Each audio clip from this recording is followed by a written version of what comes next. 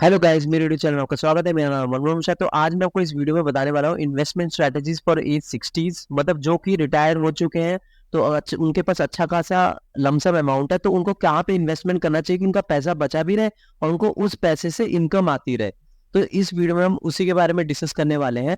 तो सबसे पहले मैं आपको उसमें टिप्स भी बताऊंगा कि मतलब कुछ मैं आपको 8 टिप्स मैंने बना रखे हैं, जो वो टिप्स आपको प्रॉपरली फॉलो करना पड़ेगा ताकि आपको अच्छा खासा रिटर्न भी मिल सके उसमें इनकम की तरह, प्लस जो आपका जो मेन जो अमाउंट है वो भी बच सके, मतलब वो उससे उसमें से कम ना हो। तो चलिए वीडियो शुरू करते हैं। उससे पहले मेरे चैनल को सब्सक्राइब जरूर कर दीजिएगा क्योंकि मैं ऐसे वीडियो लाता रहता हूँ। तो सबसे पहले मैं आपको बता दूं कि जब आपकी रिटायरमेंट की एज होती है, मतलब आपकी 60 साल की उम्र होती है या 55 साल की उम्र होती है, तो आपके पास अच्छा खासा अमाउंट होता है। कम से कम लगा लीजिए 1 करोड़ या 1.5 करोड़ रुपए होते हैं। तो अब आपके दिमाग में ये आता है कि मुझे वो 1 करोड़ रुपए कहीं पे ऐसे लगा दूं कि वो 1 करोड़ रुपए खत्म ना हो और मेरे को उसमें से मंथली इंटरेस्ट आता रहे। तो ये सबसे बड़ा आपका मतलब दिमाग में रहता है। तो आपको ये करना क्या है? तो सबसे पहले मैं आपको साफ सीधी सी बात करता हूँ कि हम यहाँ पे सेफ भी खेलेंगे, मतलब सेफ भी हम यहाँ पे इन्वेस्ट करने वाले हैं, प्लस हम यहाँ पे थोड़ा सा रिस्क लेके इन्वेस्ट करने वाले हैं। तो सबसे पहले मैं आपको बता देता हूँ कि जैसे आपके पास अभी 1 करोड़ रुपए है, तो इसमें से 50% से 60%, मतलब लगा लीजिए 50 लाख से 60 लाख रुपए उसको एफडी कर दीजिए, जहां पे आपको 7 से 8% तक इंटरेस्ट मिल सके। तो आपको 7 से 8% कहाँ पे इंटरेस्ट मिलेगा? तो सबसे पहले मैं आपको सजेशन दूंगा, पोस्ट ऑफिस स्कीम में आप जा सकते हैं। पोस्ट ऑफिस स्कीम में आप देखेंगे जो सीनियर सिटीजनशिप वो है उनको 8% या 8.5% तक इंटरेस्ट मिल जाता है। और उसमें आप मंथली इनकम स्कीम चूज करिएगा।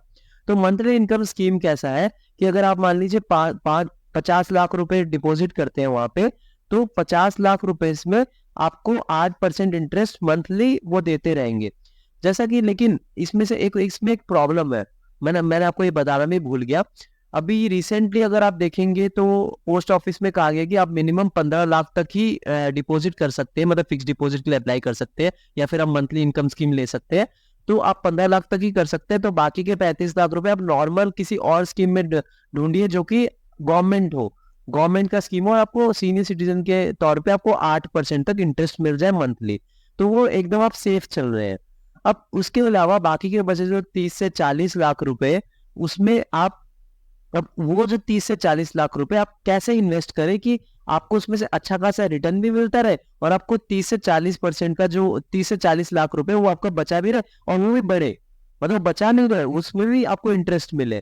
तो उसी के लिए मैं आपको इसमें टिप्स देने वाला हूँ कि आप कैसे म्यूचुअल फंड में इन्वेस्टमेंट करें। तो मैं आपको सबसे पहले बता दूं कि आपको क्या क्या प्रॉपर टिप्स फॉलो करने पड़ेंगे। तो सबसे पहले आपको टारगेट डेट फंड्स चूज करना पड़ेगा, या फिर आप उसको मान सकते हैं कि बैलेंस फंड चूज करना पड़ेगा। बैलेंस फंड मतलब हाइब्रिड फंड्स। तो हाइब्रिड फंड मतलब क्या हो गया कि जैसे कि मैं आपको बता दिया कि वहां पे इक्विटीज भी होंगे, प्लस आपको दोनों तरफ मिलेगा, मतलब इक्विटीज भी होंगे प्लस आपको जो डेप्ट पे, मतलब डेप्ट आपने सुना होगा कि उसमें आपको ज्यादातर मतलब बैलेंस कर देता है, मतलब इक्विटी 50% होता है और डेब्ट उसमें 30-40% होता है। तो आपका जो रिस्क होता है वो एडजस्ट होके 8 से 12% के बीच में आपको इंटरेस्ट मिलता है लॉन्ग रन में। तो उसमें क्या होता है कि इस तरह सेफ हो जाता है। तो आप अगर उसमें से 30 से 40 लाख रुपए उसमें लमसम कर दीजिए, और अगर आप लमसम करेंगे तो वहां से आप अपना एस डब्ल्यू शुरू कर दीजिए। एस डब्ल्यू मतलब सिस्टमेटिक विड्रॉल प्लान। मंथली आपको 10,000, 15,000 या 20,000 रुपए करना है। तो मान लीजिए आपने 30-40 लाख रुपए से 10,000 भी निकाले, तो उसमें वो कम नहीं होगा, उसमें और बढ़ेगा, उसमें इंटरेस्ट मिलते रहेंगे। अब जैसे आपने बैंक में लगा दिया वहां पे 50 लाख रुपए, उसमें कोई बढ़ेगा नहीं, वो उतने का उतने रहेगा, आपको उसमें इंटरेस्ट मिल रहा है। लेकिन यहाँ पे जब आप लगाते हैं उसमें इंटरेस्ट मिलेगा, क्योंकि आगे जब जमाना बढ़ रहा है तो उसका भी इंटरेस्ट मिलता रहेगा। तो ये एस डब्ल्यू प्लान के लिए आपका सबसे बड़ा होता है वो हाइब्रिड फंड। मैंने आपको यहाँ पे पिछले वीडियो में टॉप हाइब्रिड फंड के बारे में भी बता रखा था, आप उसके बारे में पढ़ सकते हैं। तो सबसे पहले आईसीआईसीआई का मैंने बताया था आपको, एसबीआई का हाइब्रिड फंड बताया था, फिर एचडीएफसी का बताया था। तो ये जो 3 हाइब्रिड फंड है उसको आप चूज कर सकते हैं, क्योंकि ये बहुत ही फेमस और अच्छे खासे हाइब्रिड फंड है।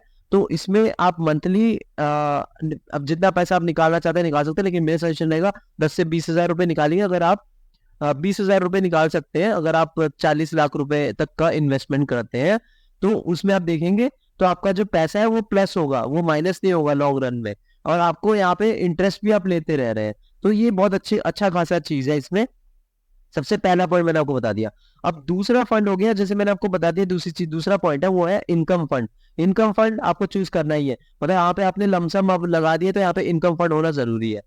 अब तीसरा जो है वो है डिविडेंड यील्ड्स फंड। आपने सुना होगा कि यार आप कुछ फंड्स ऐसा सिलेक्ट करेंगे जिसमें कि आपको डिविडेंड भी मिले, तो डिविडेंड आपकी एक साइड इनकम हो जाएगी, मतलब वहां पे इंटरेस्ट भी मिल रहा है प्लस आपको डिविडेंड भी वो प्रोवाइड करवा रहा है। तो ये चीज बहुत जरूरी होता है आपको रिटायरमेंट इनकम के लिए। उसके बाद आपका सबसे इंपॉर्टेंट पॉइंट चौथा जो है वो आपको लो वॉलेटिलिटी फंड चूज करनी है। जैसा कि मैंने आपको बताया कि जो हाइब्रिड फंड होते हैं वो 8 से 12% के बीच में मंडराते रहते हैं, तो ये होता है वॉलेटिलिटी कम। मतलब अगर ये आपको 10 से 12% तक इंटरेस्ट दे रहा है ना इस साल में, तो इस साल में आपको 10 से 12% नेगेटिव रिटर्न भी दे सकता है। तो इसमें क्या है कि बैलेंस हो जाता है, तो इतना ज्यादा वॉलेटिलिटी नहीं होती उसमें। तो ये चीजें बहुत जरूरी होती है अगर आप SWP प्लान चूज कर रहे हैं और आप रिटायरमेंट के लिए प्लानिंग कर रहे हैं। उसके बाद पांचवा पॉइंट है कंसिडर एक्सपेंस रेशियो। ये एक्सपेंस रेशियो आपको कंसिडर करना बहुत जरूरी है, क्योंकि एक्सपेंस रेशियो मान लीजिए आपने 2% 3% पर चूज करा, आपको मुश्किल से 10-12% मिले, उसमें से आप 1 से 2% अगर फंड मैनेजर को पेमेंट कर देंगे तो यार आपको क्या मिलेगा। तो एक्सपेंस रेशियो कम हो, मतलब 0.1 हो या 0.2 या 0.3, उतना होगा तो चलता है। लेकिन अगर 1-2% एक्सपेंस रेशियो तो आपका तो जितना इंटरेस्ट है उसका तो यार फंड मैनेजर ही उसका हिस्सा रख लेगा, तो कोई फायदा नहीं है। तो एक्सपेंस रेशियो थोड़ा कंसिडर करिएगा। उसके बाद risk tolerance and time zone देखना बहुत जरूरी है। जैसे कि मैंने आपको बताया, मान लीजिए आपने 40 लाख रुपए का करवाया है SWP, 20 लाख रुपए आपके, आप 20,000 रुपए आपने मंथली निकाला उसमें से। अब पूरा महीना आपने देखा, पूरा साल देखा कि यार ये तो नीचे जा रहा है, क्योंकि आप साल देखेंगे वहां पे 5 से 10%, क्योंकि आप निकाल भी रहे हैं प्लस नेगेटिव रिटर्न भी दे रहे हैं, तो घबराइएगा नहीं। टाइम हॉरिजन थोड़ा देंगे, मतलब टाइम हॉरिजन देख के देखेंगे तो सेकंड ईयर से आपको अच्छा खासा रिटर्न भी देगा, आपका रिकवर हो जाएगा, तो उससे कोई घबराने की जरूरत नहीं। लेकिन आप बशर्ते चूज करिए हाइब्रिड फंड जिसमें आपको डेप्थ भी लगाओ, डेप्थ प्लस इक्विटी दोनों में लगाओ, तो इस चीज में आपको थोड़ा मतलब रिस्क थोड़ा कम हो जाता है। और लास्ट में मैं आपको बता दूं, लास्ट पॉइंट जो है वो है टैक्स एफिशिएंसी। ये बहुत जरूरी है, आपको टैक्स कंसिडर करना भी जरूरी होता है, क्योंकि जब आप कोई ऐसे फंड में भी लगाइए, जैसे कि मैं आपको बताता हूँ कि अगर आपका टैक्स मतलब आपका बहुत ज्यादा रिटर्न मिल रहा है, ठीक है, बाद में पता चला यार सरकार टैक्स लगा रही है, तो ये चीज आपको कंसिडर करना बहुत जरूरी है। तो ओवरऑल मैंने आपको पूरी पॉइंट्स बता दिए कि आपको कैसे इन्वेस्टमेंट करना है अगर आप अपनी 60s में। तो मेरे चैनल को सब्सक्राइब करना मत भूलिएगा। Thank you.